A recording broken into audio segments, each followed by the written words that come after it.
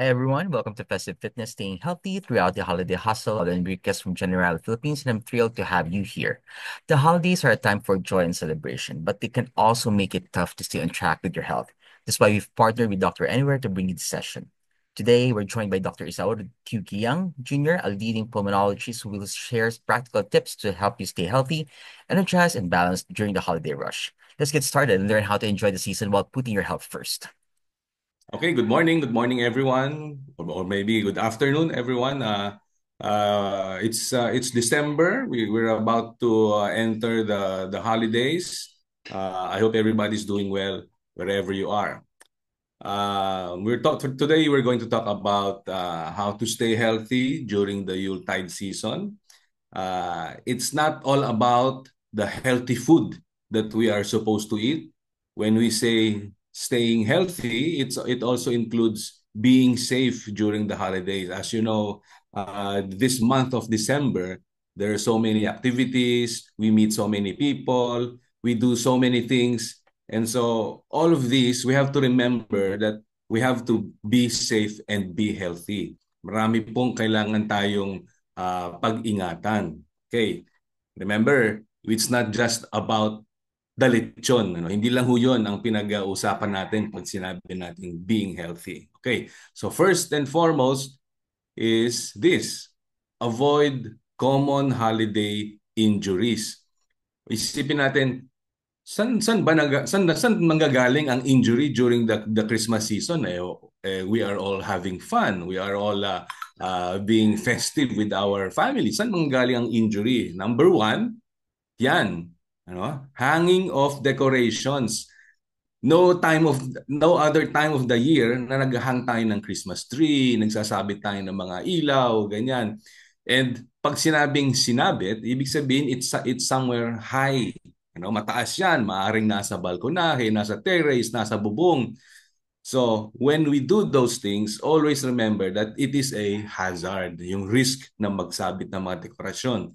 Kung mababa lang siya, maaring, sabi dito, use step stools. Huwag natin gamitin yung mga hinila na sofa, na couch, tapos tutungtungan because those are unstable na places to stand on. So kung meron, gagawin natin sa mas safe na tungtungan, especially kung matataas, yung mga Christmas lights natin. This is one of the most common injuries actually, pagka tiningnan natin ang mga surveys, yung pagsabit ng mga dekorasyon. So be mindful of that. Next one is kasama ang New Year celebration, of course, ang ating Yuletide season. Every year you watch the TV, yung news. Ilan ho ang naputukan sa ospital nyo, ini-interview yung mga doktor.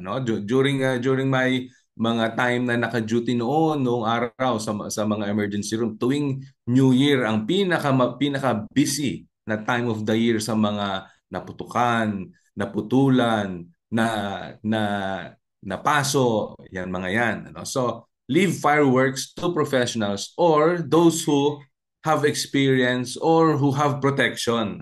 So, hindi na ho uso ngayon yung palakasan ng paputok and without being mindful of the injuries. So, tandaan natin yan. To prevent serious injuries, be mindful of the fireworks. Hanggang New Year ho yan. Wear a helmet. Hindi naman kailangan laging may helmet.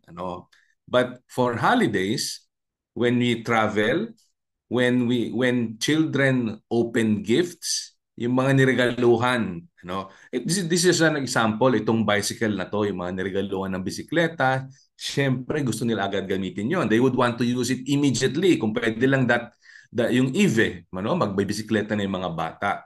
And that can be a common source of injuries. Yung pagbukas ng mga regalo using yung mga cutter, scissors, ganyan, that can lead to bruises, scratches, cuts, ganyan. Nangyayari ho yan.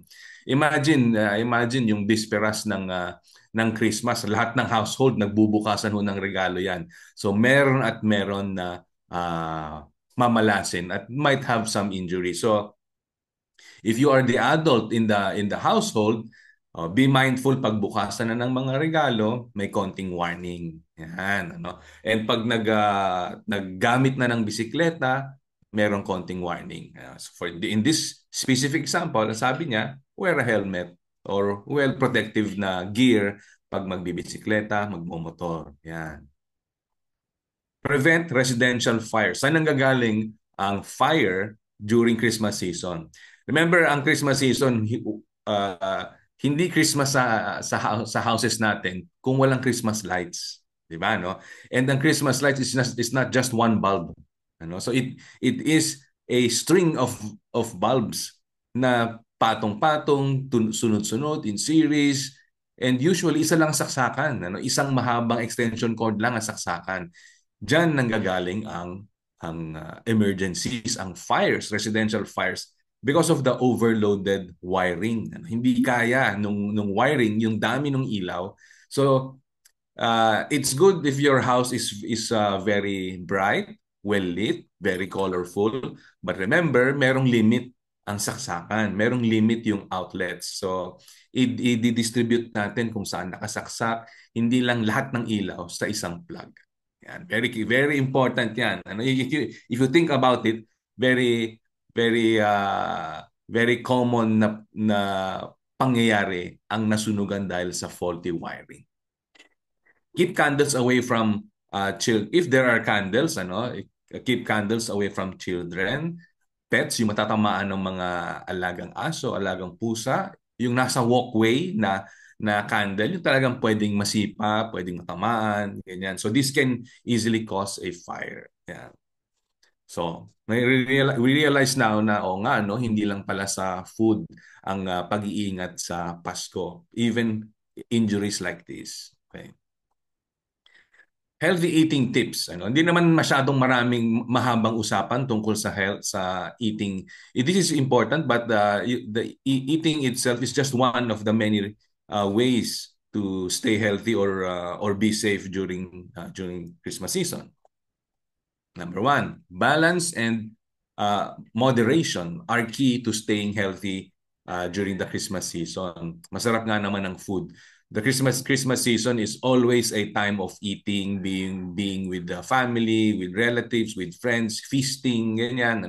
That's like siguro ngayong December, marami sa inyo 2 to 3 times a week meron ng mga gathering kahit ng mga konting kainan. So we cannot really avoid but eat more than the usual. And sino ba naman ang hindi kakain ng hindi masarap? No? So we have to remember to balance yung kinakain. Kung napaparami ang pork, kung napaparami ang mga fried, then every now and then, or dapat always, we balance this with medyo healthy naman ng konti, like fish, ganyan, yung medyo boiled, steamed, ganyan. I-mix and match yung type of food rather than lechon all the way. Lechon all the way, ang tawag nga nila, lechon all the way. We want it to be moderate. Be mindful of the eating or the amount of food that you will be eating tonight. Because following day, meron na namang kainan, may handaan na naman. So, hindi siya parang last day to eat mamayang gabi. Isipin natin that almost every day merong handaan. So, moderate lang. Hindi tayo mauubusan. Stick to smaller servings of your favorite food. Like ako, for example, mahilig ako sa lechon kawali or yung binagoongan. Masarap talaga yan, pork binagoongan. But I know I will be always eating those for the next couple of days. So, konti-konti lang yan. Siguro mga one small portion and then hahaluan ko ng konting vegetables galing sa kare-kare. Ganyan. Haluan ko ng konting soup. Ganyan. Hindi lang puro yun. May kilala ko na isang person, pag nakita siya ng lechon, he's willing to forgo any other dish pagka merong lechon. Lechon lang talaga ang titirahin niya. Merong ganon. So let's just stick to smaller servings. Hindi tayo maubusan. Maraming ibang healthy food na healthy option na pwede nating i-partake of. Tulad na sinabi ko, balance with healthier options. Always include vegetables. Always include fruit. fruits doon sa meal. Usually pagka Christmas dinners, handaan yun eh, no? So there will always be other types of foods rather than all fried, all pork, ganyan, all beef. So pwede nating paghalu-haluin 'yan, ano? Make sure yung plato natin ay filled with other kinds of food para balance nga naman siya. Yan. So at the last, pag natapos ang kainan, so merong dessert. Merong dessert. Ano ba ang dessert pag Christmas? Ice cream 'yan, merong cake 'yan. Sa amin, laging merong fruit salad. Hindi nawawala ang fruit salad. Masarap nga naman, but they are also sweet. Sorry. Again, every other day, may kainan, laging merong sweets sa dulo. So, sometimes, meron namang fresh fruit. Ngayon, marami nang nabibiling apples, peras, uh, peaches, banana, grapes, ganyan. So, paminsan-minsan, hahaluan natin ng ganyan. Especially if you are running a household, it's good training for our children. Yan, na ang dessert pala is hindi lang puro ice cream pala or cake na napakasarap na cake. Fruits can be a good option to substitute for sweets. Limit fats, salt, sugary foods, and drinks.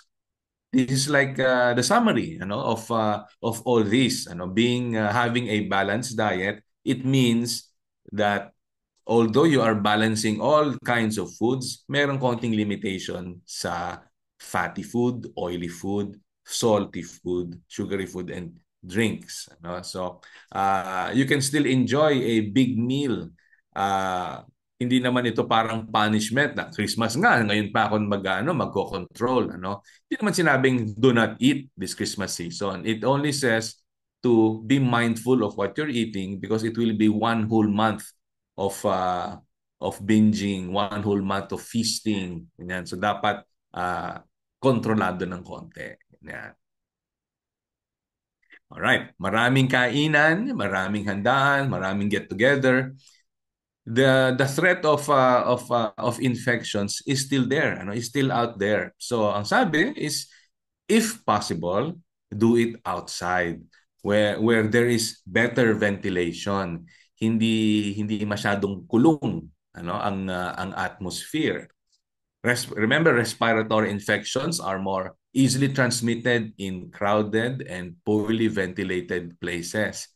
Saan yung mga yan sa pag Christmas? Saan ba nagkikita-kita ang mga tao pag Christmas? For example, high-risk settings like restaurants, marami sa bahay, choir practices pag Christmas season na, nagpalapit na ang simbang gabi, dumadalas na ang meeting ng mga kumakanta. Meron ng mga bagong program or gimmick pagka fit sa mga gym, mga fitness classes. Buhay na buhay ang mga karaoke bar, nightclubs, even offices. Every night nagiging party place na ang offices and many places of worship.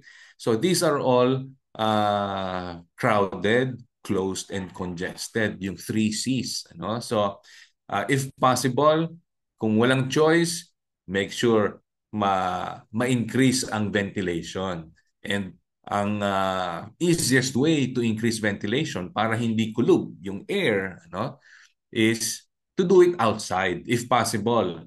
Nasa terrace, balcony, nasa garahe, ganyan, nasa side ng bahay, al fresco ng mga restaurant, those things, those places, very safe and very good ang ventilation. Outdoor gatherings are safer than indoor ones, especially in small, poorly ventilated indoor places. Yeah. So, walang choice. For example, walang choice. It has to be indoor, which hindi naman talaga natin maiwasan. Talagang nasa loob yung handaan. Then, if inside, these are ways para hindi na maisipin, cancel na ang kainan. Then, as much as possible, open the windows, open the doors, gandahan natin ang ventilation by turning on our fans, ganyan, para continuous ang circulation ng hangin.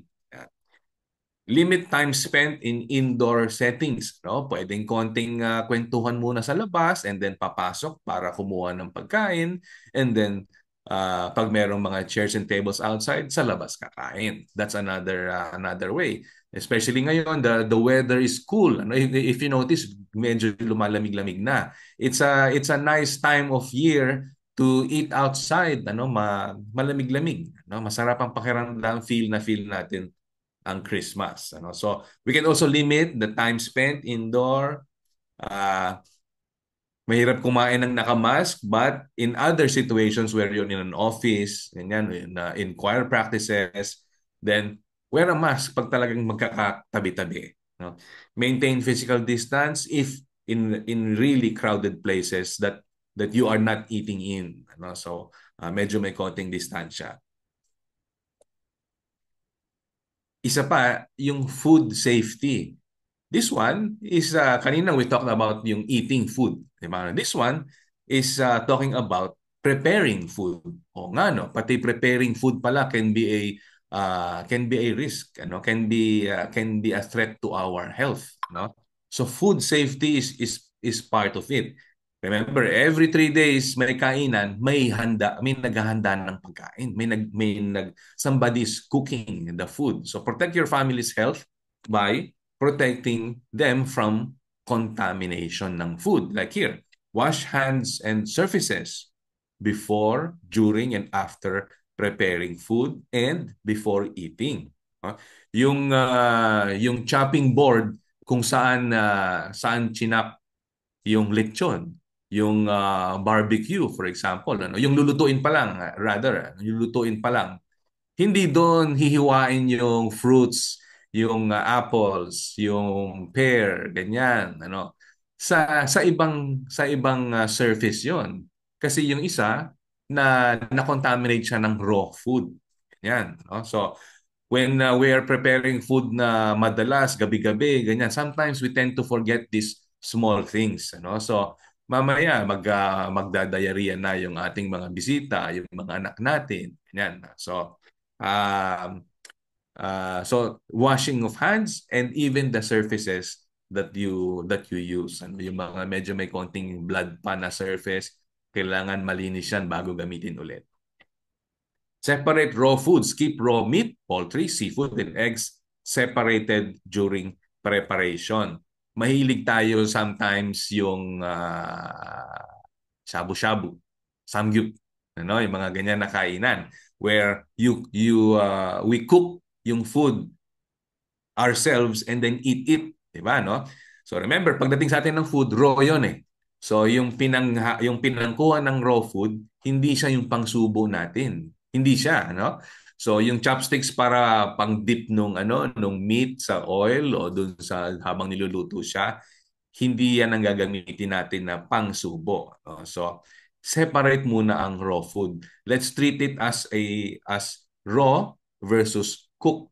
No? So iba ang meron tayong maliit na plato para doon sa cook, merong separate na plato para doon sa raw. So sometimes sa sarap ng pagkain, we tend to forget those things. Cook to proper temperature, alam na ng mga ating mga nanay yan, yung ating mga naatasan na magluto, alam na nila, ano? But ang thing about yung cooking is when it is rushed or hurried, ang nangyayari is hindi siya cooked to the proper temperature, no? So let's remind our family members to take time yung pag-cook, ganyan, come early para ma-prepare ng maaga, huwag masyadong late yung pag-prepare ng food para hindi minamadali. This is very important, ano? Maraming leftover, 'di ba? No? Alam natin 'yan, maraming leftover. Yung masarap na lechon kahapon, masarap na lechon kinabukasan pa rin siya, ano? It says here, store perishable foods and leftovers within 2 hours of buying or cooking. Yung buying ng perishable food, second nature sa atin 'yan. Pagkagaling sa palengke, sa market, sa grocery, ang pag-uwi sa bahay, lilinisin ng konti, diretso sa ref or sa freezer. Ganyan. Pero yung leftover food, nakakalimutan na kahit naluto na siya, hindi siya basta pwedeng iwanan ng matagal sa labas. Ang recommendation is 2 hours after buying or cooking, yung mga leftovers. So kung hindi makain, hindi maubos, then in about 2 hours, o siguro tawad na ang 2 to 3 hours, ipapasok na sa ref. And then ilalabas na lang kung merong kakain ulit. Remember, ang food will attract bacteria, So nag-grow ang bacteria sa ganitong mga food, especially if left na hindi refrigerated. So ayaw nating ma-ruin ang ating Christmas season by food poisoning. So ito merong pag-aaral sa Amerika. 1 out of 6 Americans get sick from eating contaminated food during the Christmas season. And ang common reasons are preparation, yung mixing ng raw and cook, yung hindi na refrigerate. So let's not ruin our festivities by merong bisita or merong family member na nag-LBM. We don't want that. All right. Travel safety. Ayan, this is another reason to be mindful of our activities during the Christmas season. Merong mga aalis, merong mga babiyahe, whether near or far. Merong magpa-party sa kabilang kanto, for example, pupunta ron. And all those can be affected by alcohol. Yan, when they drink or when we drink. So sabi dito, don't drink and drive. So pwedeng kila kumpare yan sa kabilang subdivision o sa kabilang barrio, barangay, nandun lang siya.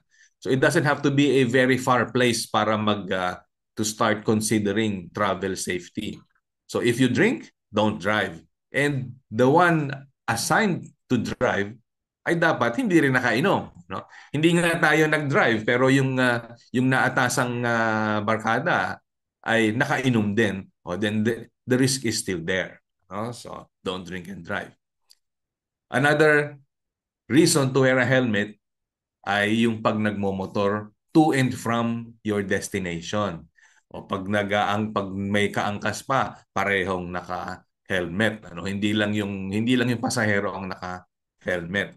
Very common ng head injuries, especially pag nag-traffic na, pagka medyo nakainom na, pagka medyo mainit ang ulo ng mga motorista, very common ang mga accidents and injuries. So, be mindful, wear your helmets.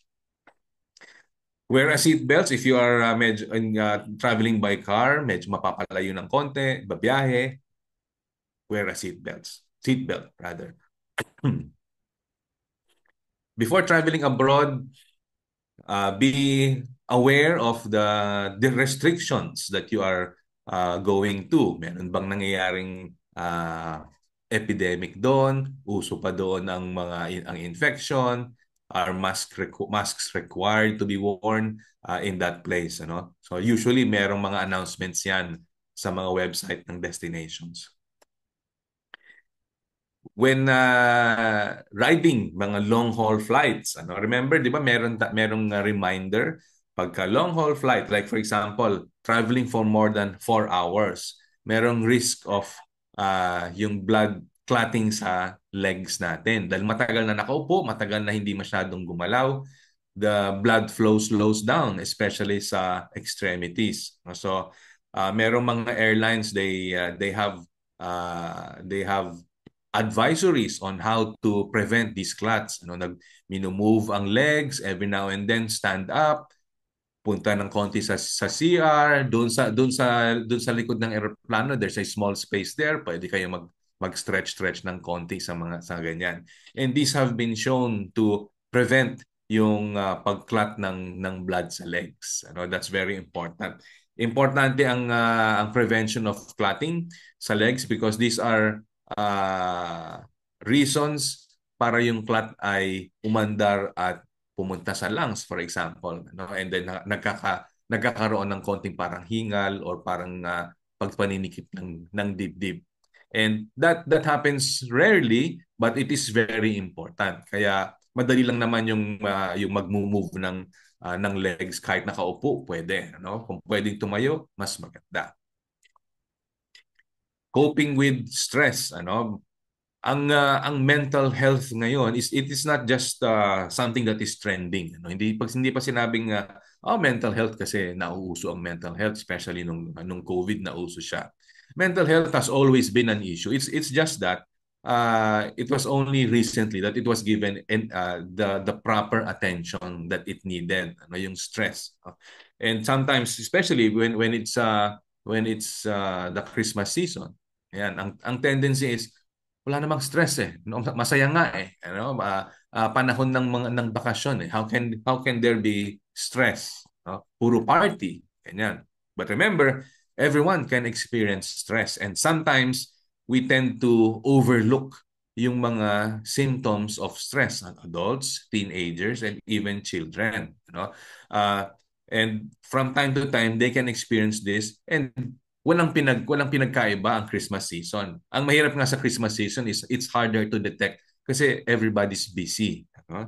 So ang common symptoms or common manifestations ng stress is you feeling emotional, feeling nervous, there might be some trouble sleeping, and some changes in eating habits. Ano? Pag napapansin natin yan, then let's give it some attention. No, yung mga teenagers natin, ganyan na mahilig sila to by themselves, nagse-cellphone, nasa kwarto, for example, ganyan, parang detached, ganyan. Kasi teenager. But every now and then, medyo let's observe a little closer because they might be experiencing some of these. Ano? And not because we are adults, ibig sabihin, simple yung kanilang pinagdadaanan.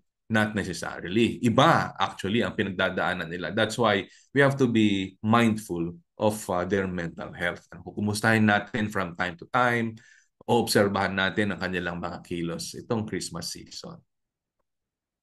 Healthy coping strategies, there are lots of evidence. Ano, I've given a burnout talk recently sa isang ospital, ano, and proven talaga sa dami ng evidence like walking, especially walking in nature. Hindi kailangang nasa gubat, ano, walking na when there are some greenery, some greenery. If you are in Quezon City, Quezon Circle. If you are in Quezon City, yung UP sa UP Diliman, yung ganyan.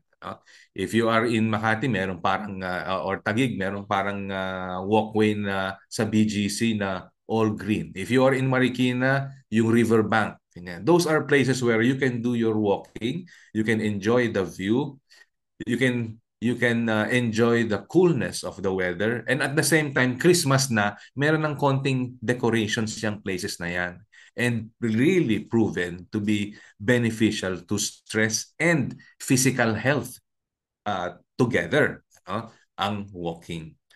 Yoga is another one. Malaki ang naitutulong ng yoga sa physical health and mental well-being because yoga has some reflection component in it. Merong konting meditation ang yoga.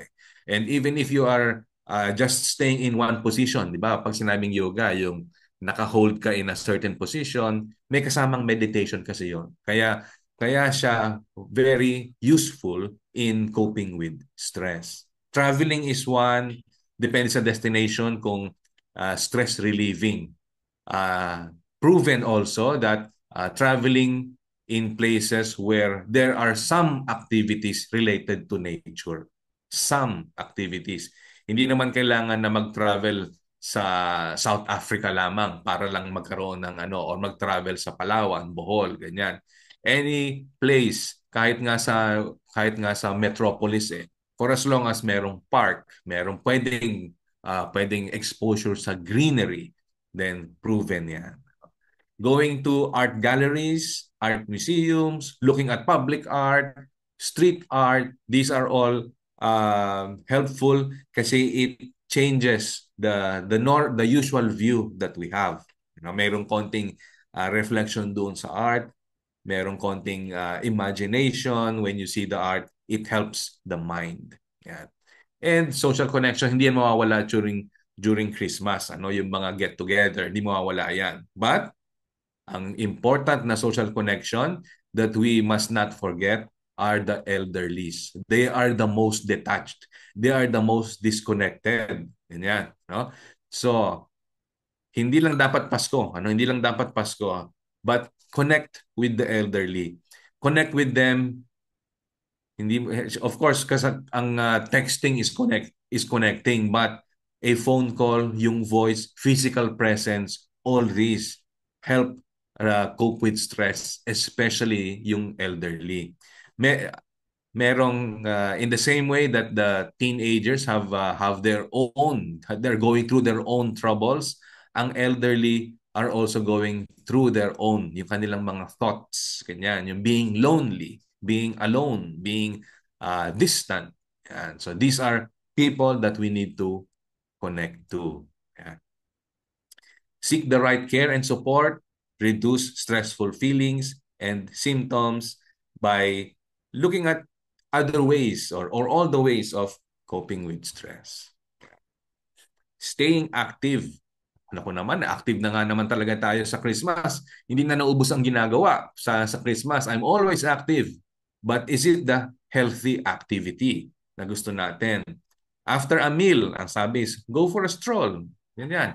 Nag-get together sa mall, sa restaurant, ganyan. Konting pasyal, konting lakad, konting ikot. Go take advantage of the short stroll to the parking lot. Ganyan, ikot muna bago kumuha ng sakay, ganyan. That's being active. That's going for a stroll, especially na nabusog tayo ng konti. Take a walk at the mall, like what I've said, gawin natin 'yan. Uso ngayon ng mga TikTok battles, ganyan, mga Christmas parties, sali tayo diyan. Kung hindi man tayo magaling sumayaw, at least gusto natin maging healthy, no? So, sali tayo sa mga dance activities ng mga parties, ng mga companies sa in your places, sali. No? Parang game lang, no? And there is a health benefit to that. Aim for at least 150 minutes of physical activity per week. Ito sinasabi na to lahat ng mga doktor natin. Merong minimum required na physical activity. So it's 20 minutes a day, if not every day, 30 minutes 5 days a week. Almost every day na, That's more than every other day, So 5 days to 7 days meron dapat tayong physical activities. 20 minutes to 30 minutes, Kailangan bang nagsiswimming yan? Kailangan bang nasa gym yan? Kailangan bang nasa track and field na gymnasium? Hindi, It can be 20 minutes at home. It can be 30 minutes sa labas ng bahay. Those are all equivalent, Uh, at the moment, there are so many apps that we can use to guide us what to do in the 20 minutes, in the 30 minutes. Merong lunges, merong stretching, merong lifting, merong jumping jacks, merong planking. Ang dami, it's not an excuse anymore not to be active. Masakit yung tuhod ko eh. Hindi naman tuhod lang ang gagamitin, Meron ng exercises that you are seated, yung seated exercise where you lift yourself from your seat. Wala ho akong mga dumbbell at saka exercise equipment. Get an app and then you will see that they hardly use any equipment, yung mga pang-home, And it is a good start for your health journey, Umpisa natin nitong Pasko, ituloy-tuloy natin hanggang sa mga susunod na buwan pa. Huwag na nating hintayin na sa susunod na Pasko. Vaccination, okay. December na nga magba-vaccinate na, vaccinate pa. Tapos ko na yan, Doc, nung first quarter pa. Okay, that means it's December, malapit na naman ang vaccination, especially for flu. Flu vaccinations are best done the earlier in the year. Kung pwedeng first quarter, second quarter. Kadalasan parang middle ng first and second quarter kasi dyan naglalabasan ang new vaccines for the year. Yan. So, remember, ang flu vaccination is not just to protect you from yung ubo-sipon. So, sabi dito, it reduces the risk of getting sick with the flu. Yes, that's one. But for mga vulnerable, yung mga elderly, yung very young, yung pregnant, ayaw natin silang magkaroon ng flu.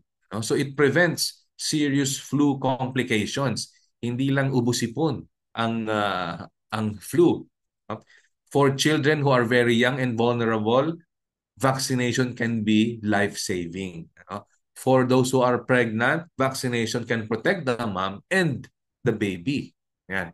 For those who are with heart disease, who are elderly, when you prevent flu, it also frees the cardiovascular system from the effects of flu, effects of fever, effects of hypermetabolism.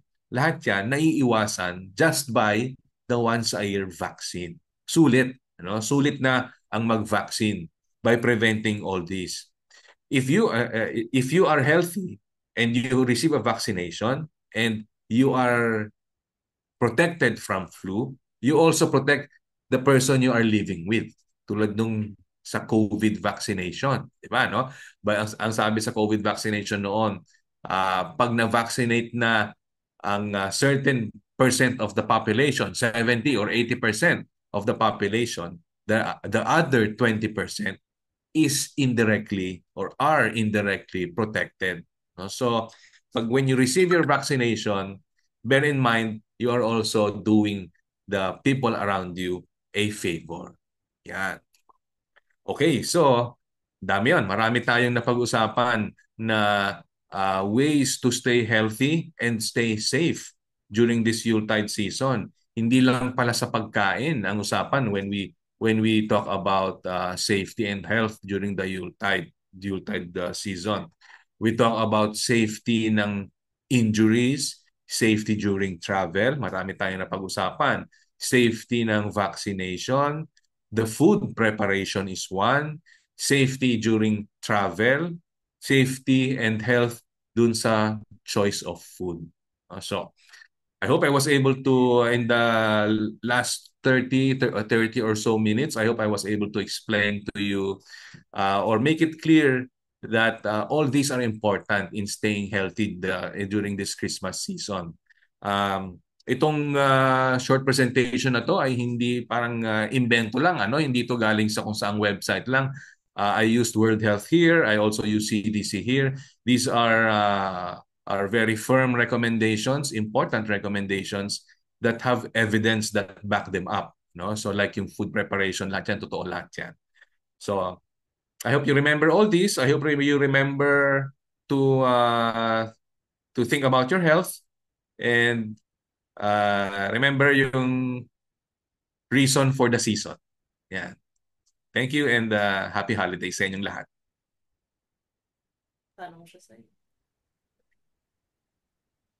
Thank you, Doc. Isauro. Yun po. Hindi na ako magko-closing. Sorry. I think we're already okay. So stop ko na po yung recording. Thank you, Dr. Dian, for those insightful tips on staying fit and healthy during the holiday. And thank you all for joining us today. At Generali Philippines, we make it easy to prioritize your health with telemedicine services powered by Doctor Anywhere.